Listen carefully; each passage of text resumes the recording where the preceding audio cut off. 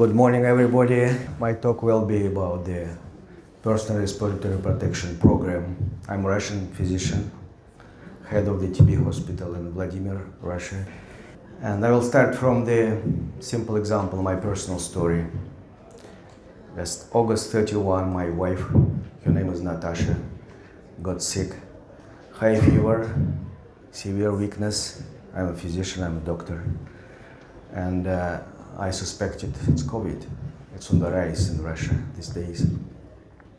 And I had a trip to South Africa, what your wonderful country had. So what I did, I implemented short program for myself. So what I did, I implemented administrative measures to do the rapid testing for her. And before I confirmed the infection, I put surgical mask on my Natasha, and I put respirator on myself. In the apartment we lived in. So next morning, she got the positive PCR results for COVID-19. Antigen test was negative, but PCR was positive, rapid PCR. So she stayed at home, started medications, very high fever actually, very severe manifestations. I started dexamethasone, continued working in my hospital. So this is just the apartment. So what we did, we opened all the windows in the apartment. We are cold country, cold climate country. And in the apartment I use N95, FFP2 respirator, we call in Europe. So she's now doing well, just some weakness and no fever.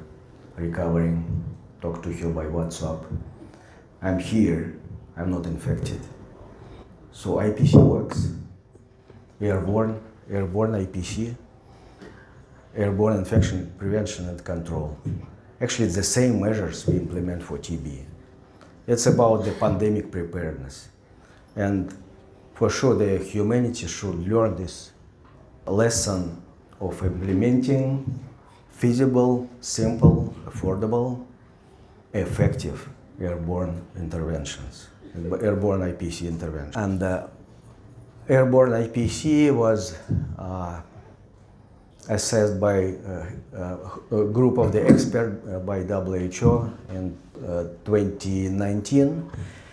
And this guideline published by WHO is about the effective measures to reduce airborne TB transmission. And we learned during these 2.5 years of the pandemic that most of the transmission of the COVID-19 occurs through the airborne route. So it's actually about, not only about TB, it's again about all airborne pathogens and future airborne pandemics, which probably will come sometime again. And one of the recommendations included into this guideline is about the implementation of the personal respiratory protection as part of the program. It's not just respirator. We have to organize the process to have it workable, it's effective. And PRP is on the peak of the pandemic, or the pyramid of the intervention. So based on administrative controls described earlier, environmental controls. And we just learned with you that ventilation and UV are not perfect. They do not reduce instantly the risk or the concentration of the particles, pathogens in the air to zero. And some risk remains always. So even with the highest rates of the mechanical or natural ventilation, there is some remaining risk. And only in complex we can reduce risk to minimal levels. So my talk is about the sustainable program building of personal respiratory protection program. And there are several components, and on my personal example, we can actually see that it works. I'm here, I'm not infected, and that happened in June back in 2020. And I'm, as a medical doctor, I see lots of TB patients, lots of COVID patients, was not infected at all, and I believe all the complex of interventions works. When I came to the general hospital converted for COVID, Russian hospital converted for COVID without any ventilation, with poor administrative control. What can I rely on? Only on this.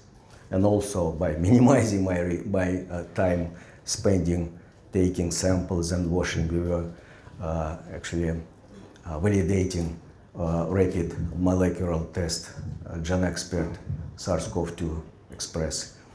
So I took lots of samples. I've seen hundreds, maybe thousands of infectious COVID patients, TB patients, and managed to escape. So well, part of the sustainable program is education and training, so I know how to use it. I did my risk assessment. I assessed the risk on August 31 and decided in this high-risk environment I need to implement a respirator. So I did some kind of zoning in my apartment, one bedroom for high risk for Natasha. On the opposite side, I checked the wind direction, so I put my room in the upwind part. Natasha's room was just across. Natasha again used the mask. I used N95 or FFP2. So it was just zoning of my apartment. And we do exactly this in our hospitals. When we convert hospital for COVID, we have to think about it. And again, in high-risk areas, this is a must. It should be used always. Another component, we have to choose effective certified respirators compliant with the international and national standards. And this is one of the components also. Without fit testing, I would never know, does it work for me at all. It's not surgical mask, it's a good filter. Without good seal, it doesn't provide air filtration. It doesn't reduce concentration of aerosol. So it's for a simple procedure called respirator fit testing. We'll have practical exercise with you. And it's easy to do. I do it annually, and all staff of the healthcare facilities which have a high risk of infection of airborne pathogens should do it also. And I learned, strictly follow instructions to use the respirator accordingly to DON, to DOF, and so on. So, who are high-risk airborne transmitters? Actually, it's not patients with a known diagnosis, proven diagnosis. It's the first stage of the disease, the first days, maybe weeks for TB, days for COVID. Minimal symptoms, no diagnosis, no confirmed tests. So Natasha, first evening with fever and weakness before she was infected. She was highest risk transmitter. So this is time to implement when you suspect, and it's about risk assessment. It was told before. For TB, I would say MDR-TB wards, both in Russia and South Africa, remain high risk. We implement all hierarchies of controls. We have natural or mechanical ventilation. We have upper room UVGI, separation and isolation. But in many cases, we do not have fluoroquinolone rapid testing, molecular testing. So we start drugs without knowing resistance to fluoroquinolone. So we stop transmission immediately for rifampicin resistant cases, but XDR, pre-XDR patients continue transmission. And this means without this, our stuff is not safe. So we have to analyze complex of factors in healthcare facility, in your apartment, in your family, everywhere, and should be part of the activities, everyday activities during these pandemic times. And signage, I didn't put signage in my apartment for sure, but in the hospitals, in hospitals, it's easy and it's really important and really effective measure. It's simple just to notify people, do not go or put on fit tested certified respirator and go. to see patients or to visit somebody and so on. We've been filming excellent district facility here in South Africa with implemented airborne measures, and I've seen lots of signage about masking, about respirators, and about other practices. So the healthcare facility should develop the policy on fit testing. Should be simple and inexpensive fit test kit available for testing staff. So everybody should understand what model, what size of respirator should be used on daily basis. And nurse or technician can be trained, easily trained, and takes just 7 minutes to do. So I'm sure it can be done in every healthcare facility, like we started to do long years ago, 20 years ago actually, and now we came prepared to airborne pandemic of COVID-19, and we did have TB patients and COVID patients. We didn't see any transmission between patients, cross transmission between patients of COVID, because all this complex of measures actually work effectively. So the qualitative fit test will be discussed in detail during the practical exercise. There is a simple and brief technical sheet published, and there are many copies here. You're welcome to take them. We will have respirators for fit testing to practice, and will be a little bit later will be discussed. These materials have been developed by ETTi, and they are available online and here on paper. You're very welcome to take them home. It's feasible also because it's easy to prepare both solutions. Every lab can prepare both sensitivity solution and challenge solution using this simple protocol described here. Bitrex or saccharin available in chemical shops. It's easy to do and refill yourself. Like when I was preparing to the trip, I took fit test kit. My lab prepared the solution for me to practice here in South Africa for demonstration. Staff education is important. If without understanding, knowing the simple principles, without understanding of the difference between surgical procedure mask and respirator, it's impossible actually to use effectively respirator. And we should provide on annual basis trainings and refresh knowledge and notify people that it's actually really important to follow these policies. Policies and signage should help. This is an example of Russian posters we use in my hospital.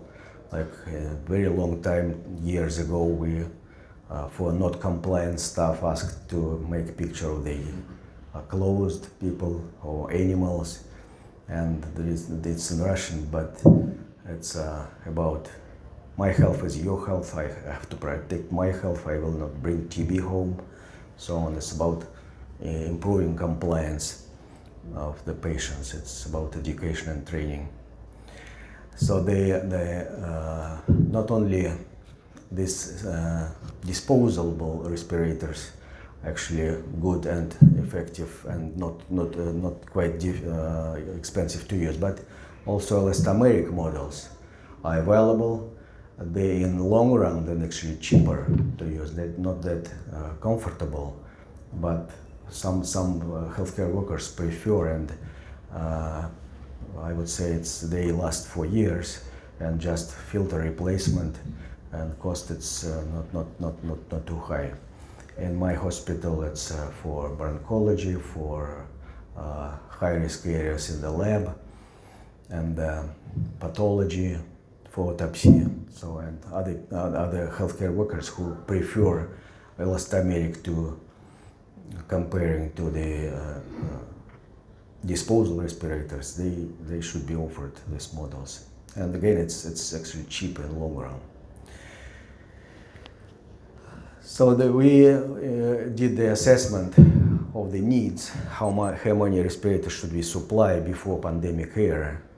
And now with COVID, risk. Actually, the need for respirators is much higher than just for TB in TB facilities. But again, I learned that most of the transmission again occurs through airborne route, not from the contact route. So actually, in some cases, I unintentionally reused respirators after COVID, and again have not been infected. So safe practices are important. And procurement is really important also. So the people who are responsible for procurement should base the purchase decisions on fit testing. They should understand what kind of models, sizes they provide based on the protocols of the fit testing of the healthcare staff. And there are standards. There are US standards. I'm sure you have South African standards, European standards, Russian standards.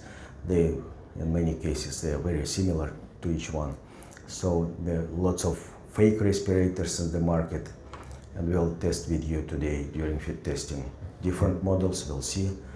You got respirator or mask KN95 in your backpacks.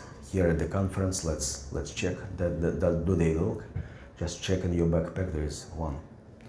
So is it really a respirator? Is it compliant? Does it protect us? Does it work at all? It's easy to check just by. There are models of respirators available in Russia and Belarus. So they are marked accordingly, but if you do simple fit test, you'll find out they do not filter at all. Huge leakage, huge risk, loss of life, loss of health, again, and it's preventable. Nice resource on the CDC, US CDC website listed models and manufacturers producing the respirators, and you can always check if it was proven by independent parties, responsible parties. What about reuse of disposable respirators?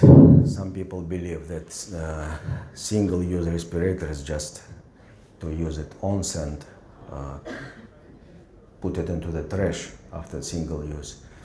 In fact, for TB, it's not true. For COVID, it's questionable still. But for TB, for sure, it's not true. If there is no contamination, if the respirator provides good fit, if it's not broken, and you see that your fit check, not fit test, fit check, when you don it, shows there is a good fit, so it can be reused easily. And personally, if I have no COVID patients during my shift, I reuse my respirators full 24 hours duty if I'm on duty on Sunday, for example, in my hospital. So donning is extremely important. Sometimes we can see that respirator is certified, it's good of quality, but it's not used properly. Some wear them on the neck, on the front, huge gaps, so not filtered fresh goes without any obstacles to the respiratory tract and can infect. So donning instructions are put on the respirator box package. Always it's part of the standard, so we have to just follow the instructions, simple instructions. There are compliance issues, it was discussed in the first presentations today, so we have to somehow deal with it. And I would say COVID had a very substantial positive role when everybody demanded good PPE, and it's now not a problem again. So we have just educate and work, and maybe for some healthcare workers or people choose different models. We procure usually at least two or three different models for everybody to be satisfied and to have a fit test passed. I already talked about difference between disposal and elastomeric respirators, and the care is different. will not waste time for that. And disposal of respirators is important part. They can be contaminated, that can pose a transmission risk for contact infections, including COVID probably, but mostly for Hep C, HIV, if it's contaminated by body fluid. So according to national standards, we have to dispose them as contaminated materials. So again, we followed all these circles of several simple, very simple interventions. And our goal is to be prepared for TB, COVID, and next airborne pathogens. Last pandemic, the current pandemic, had a mortality rate 1–2% only, and it was a disaster. What happened in future, it will be 20–30%. So airborne IPC, TB IPC should be up in the agenda. It's not only goal of the healthcare workers, it's a global concern. I think we have to think about PRP for the whole population. So thank you very much. That was my talk. Thank you.